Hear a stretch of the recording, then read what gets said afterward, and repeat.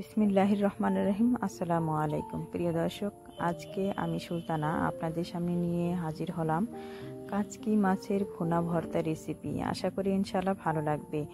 শুরু থেকে শেষ পর্যন্ত দেখতে থাকুন আর উপভোগ করুন মজাদার এই ভুনা ভর্তার রেসিপিটি।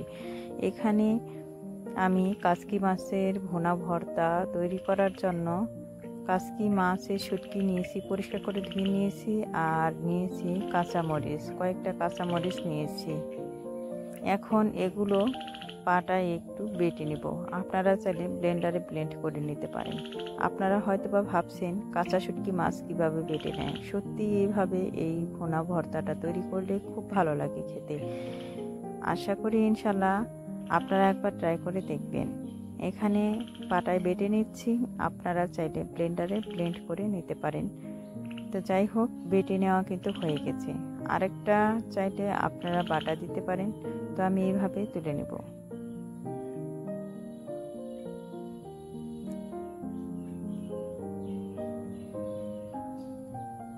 তো হালকা আরেকটা বাটা দিয়ে নিচ্ছি।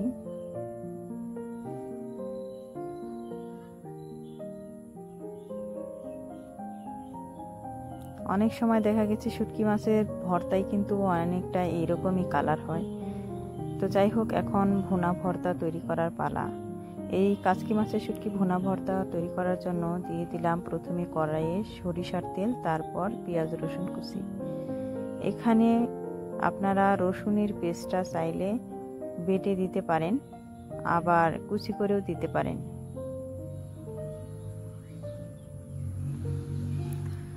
যখন এইরকম একটি সুন্দর কালার চলে আসবে, পেঁয়াজ রসুনের ব্রাউন কালার হবে, তখন দিয়ে দিলাম এখানে আমি এই শুটকি মাছ। এখানে কিন্তু আস্ত গরম মশলা দিয়েছি আমি, অর্থাৎ দারচিনি এবং শুধু এলাচ দিয়েছি।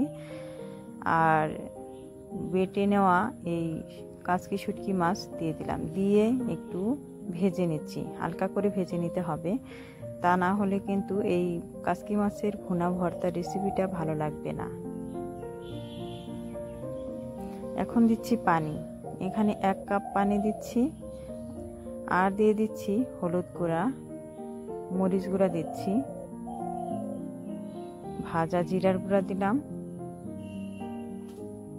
আর এটা হচ্ছে পাঁচফোড়ন গুঁড়া দিয়েছি শেষে।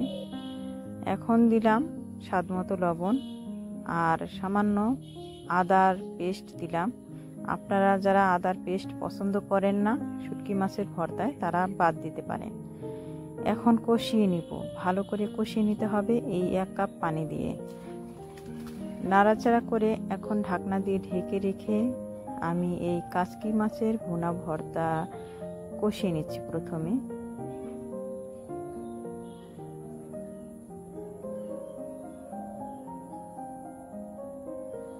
ঢাকনাটা খুলে এখন নেড়ে দিচ্ছি। প্রায় পানিটা টেনে আসছে, শুকিয়ে আসছে। এখন আবারও কিন্তু একটু পানি দিতে হবে, কারণ প্রথম 1 কাপ পানি দিয়ে কষিয়ে নিয়েছি। এখন কিন্তু এই পানিটা দিয়ে আমি এই কাচকি মাছের ভুনা ভর্তাটা একবারে পরিবেশন করে নেব। তার পূর্বে, নামিয়ে নেওয়ার পূর্বে দিয়ে দিলাম ধনিয়া পাতা। এখানে ধনিয়া পাতা আমি একটু হালকা একটু পেস্ট করে নিয়েছি। আপনারা চাইলে গোটা ধনিয়া পাতা দিতে পারেন, তবে একটু পেস্ট করে দিলে সবচেয়ে বেশি ভালো লাগে। আর যারা পছন্দ করেন না পেস্ট করে দেওয়ার, তারা গোটা পাতাই অ্যাড করতে পারেন। তারপর এই কাচকি মাছের ভর্তার পানিটা, ঝোলটা শুকিয়ে যাওয়ার পর পরিবেশন করে নিচ্ছি। আমি কিন্তু এখানে সরষের তেল দিয়ে এই ভুনা ভর্তাটা তৈরি করেছি। আপনারা চাইলে সয়াবিন তেল দিয়েও অ্যাড করতে পারেন এই ভুনা ভর্তার মধ্যে।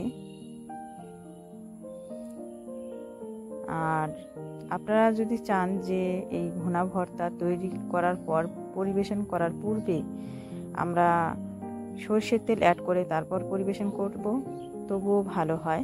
তো যাই হোক, এই কাচকি মাছের ভুনা ভর্তা রেসিপিটি কিন্তু হয়ে গেছে। এখন শুধু গরম ভাতের সাথে পরিবেশন করার পালা। আপনারা চাইলে রুটি, পরোটা, নান বা খিচুড়ির সাথে পরিবেশন করতে পারেন। ধন্যবাদ সবাইকে।